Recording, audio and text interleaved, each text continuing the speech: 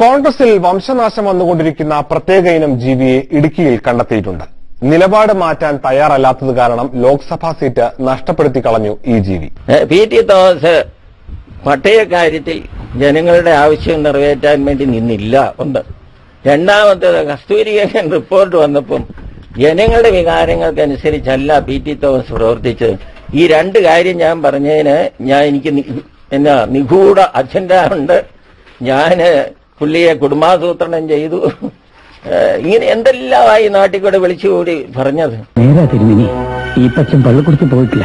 അല്ല, അവന് വല്ലതും ഉണ്ട് എന്റെ അടുത്ത് വന്ന് പറയാൻ പാടില്ലേ? അത് ഇതിലൂടെ എല്ലാം ചാനലിൽ കൂടെ എല്ലാം. അതുകൊണ്ടാ ജനം വെറുത്തു. ഞാൻ പറഞ്ഞിട്ടല്ല, ജനം പുള്ളി തന്നെ പറഞ്ഞ വാക്കുകളിൽ തന്നെ പുള്ളിയുടെ കുഴി തോണ്ടി.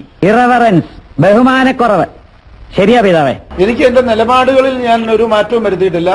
എന്റെ നിലപാടുകളിൽ ഞാൻ ഉറച്ചു നിൽക്കുന്നത് ശരിയാണെന്ന് കാലം തെളിയിക്കും. അന്യം വേർക്കുന്ന കാശ് കൊണ്ട് അപ്പം തിന്ന് വീഞ്ഞും കുടിച്ച് കോണ്ടാസയിലും ബെൻസയിലും കയറി നടക്കുന്നവരുടെ പളുവളത്തെ കുപ്പായത്തോട് അന്ന് തീർന്ന തിരുമേനി ബഹുമാനം.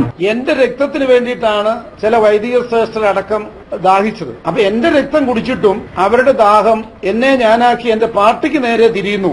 കഴിഞ്ഞില്ല, ഇനിയുമുണ്ട് കുടുംബ പാരമ്പര്യം. എന്റെ പിതാവ് സ്വാതന്ത്ര്യ സമര സമരത്തിൽ പങ്കെടുത്തിട്ടുള്ള ആളാണ്. കേരളത്തിലെ മധ്യ തിരുവിതാംകൂറിൽ ഏറ്റവും വലിയ സ്വാതന്ത്ര്യ സമര സേനാനിയായ ആർ.വി. തോമസിന്റെ കുടുംബത്തിലാണ് എന്റെ ഭാഗവും. Out spoken. അത് തന്നെ അതിന്റെ കുറവ് ഇപ്പം സഹിച്ചോളാം. കേട്ടോ തിരുമേനി? ഇങ്ങനെയൊക്കെ ആവശ്യം ഉന്നയിച്ച ആളുകൾ ഇടതുപക്ഷ മുന്നണിയുടെ പാളയത്തിലേക്ക് കുറെ കുഞ്ഞാടുകളെ കൊണ്ട് കൊടുക്കാൻ ബോധപൂർവമായി ശ്രമിക്കുന്നു എന്നുള്ളത് ദുരൂഹമായ ഒന്നാണ്. എനിക്കൊരു മെത്രാച്ചന്റെ ഇടനില വേണ്ട, മനസ്സിൽ വെച്ചോ തിരുമേനി. I am outspoken. Party എന്നെ നാളെ ward committee president Idukki Mariyapuram പഞ്ചായത്തിലെ കോൺഗ്രസിന്റെ വാർഡ് പ്രസിഡന്റ് ആകാൻ പറഞ്ഞാൽ ഏറ്റവും നല്ല വാർഡ് പ്രസിഡന്റ് ഞാനായിരിക്കും. നിലപാടുകളെ സ്നേഹിച്ചു കഴിഞ്ഞാൽ മണ്ഡലം പ്രസിഡന്റ് സ്ഥാനം പോലും ചിലപ്പോൾ കയ്യെത്താ ദൂരത്തായിരിക്കുമെന്ന് ഓർത്തുകൊള്ളണം. ദി എക്കോളജി ഓഫ് മാൻകൈൻഡ് എന്ന് പറയുന്ന മാർപ്പാപ്പായുടെ വളരെ പ്രസിദ്ധമായ ഒരു പുസ്തകം ഇറങ്ങാൻ പോവുകയാണ്. ഇറങ്ങിയാലല്ലേ പുസ്തകം പ്രശസ്തമാകൂ.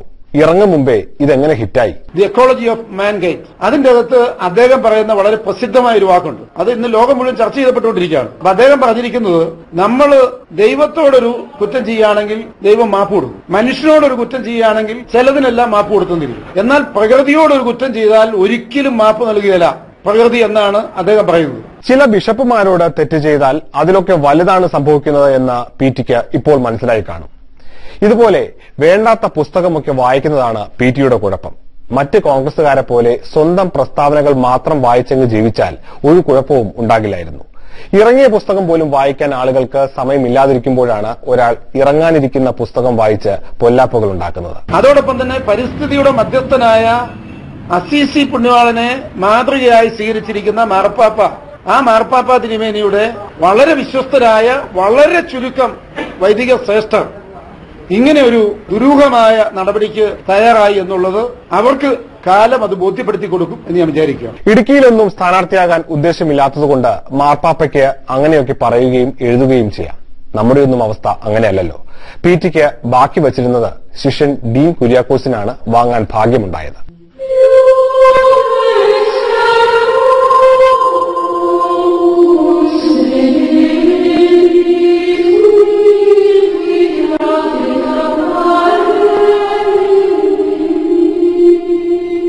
ഡീൻ കുര്യാക്കോസും പിന്നെ ബിജോ മാണിയോ അവരൊക്കെ ഓരോ സ്ഥലത്തും പ്രഖ്യാപിക്കുന്ന കേട്ട് കഴിഞ്ഞാൽ നമ്മൾ ഏതാണ്ട് അപരാധി, ഒന്നിനും കൊള്ളാത്തവനായിട്ട് തോന്നും. വരുന്ന തലമുറയിൽ ഒത്തിരി ഒരു എന്നാ നമ്മൾ പറയുന്ന അങ്ങനെ ഇവര് നമ്മൾക്ക് ഇവരെ ഇട്ട് എന്നാ കാണിച്ചാൽ ഇവര് നമുക്ക് വോട്ട് ചെയ്തോളൂ എന്നുള്ള ഒരു തണ്ട കോൺഗ്രസ് പാർട്ടിയിലെ ഇപ്പോഴത്തെ തലമുറയ്ക്ക് ഉണ്ടെന്ന്. ഇല്ലെന്ന് നിങ്ങൾ പറഞ്ഞപ്പോ ഞങ്ങൾ അനുഭവിക്കുന്നതല്ലേ. അല്ല, ഇതന്നെ ഈ നിങ്ങൾക്ക് ഈ ഭരണം കിട്ടണേ ഞങ്ങളുടെ വോട്ട് കിട്ടണ്ടേ? അല്ല, നിങ്ങൾ ഒരിക്കലും മന്ത്രിയോ എം.എൽ.എ എം.പിയോ ഒന്നും ആകാൻ പോണില്ല. ഒരിക്കലും ധിക്കാര മനോഭാവം ഇപ്പം കോൺഗ്രസിലെ യൂത്ത് വിങ്ങിനുണ്ടെന്നുള്ളതിന് യാതൊരു സംശയവും ഇല്ല. നിങ്ങൾക്ക് എന്നാ സത്യസന്ധതയാണുള്ളത്? ഉത്തരം പറ. എന്ത് സത്യസന്ധത? ഈ മനുഷ്യരെന്തേരെ കിടന്ന് കഷ്ടപ്പെടുന്നുണ്ട്.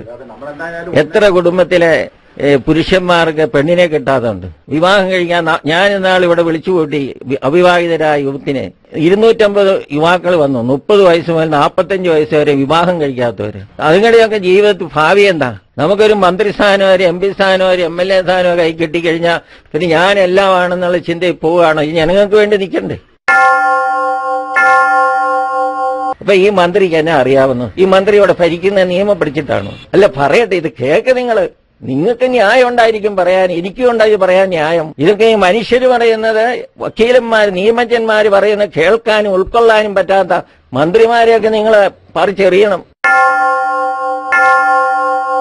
ഇന്നാള് മന്ത്രി വന്നിട്ട് പറഞ്ഞില്ലേ, സർക്കാരിന്റെ ബലം പ്രയോഗിച്ച് പട്ടയം മേടിക്കാമെന്ന് വിചാരിക്കേണ്ടതെന്ന്. ഇവിടെ ആരാ ബലം പ്രയോഗിക്കാൻ പോകുന്നത്?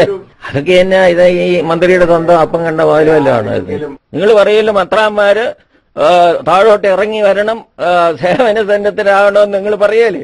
ഇത് തന്നെയാ ഞങ്ങൾക്ക് പറയാനുള്ളത്. നിങ്ങളും കാണിക്കുന്ന ഈ രാഷ്ട്രീയ രംഗത്ത് മന്ത്രിസ്ഥാനത്ത് കയറി കഴിഞ്ഞാൽ ഈ രാജ്യത്തിന്റെ മുഴുവൻ ആളെന്നുള്ള രീതി, രാജാവിനേക്കാളും വലിയ പവറാ. അതൊന്നും അല്ല വേണ്ടത്. കാര്യങ്ങൾ മനസ്സിലാക്കണം.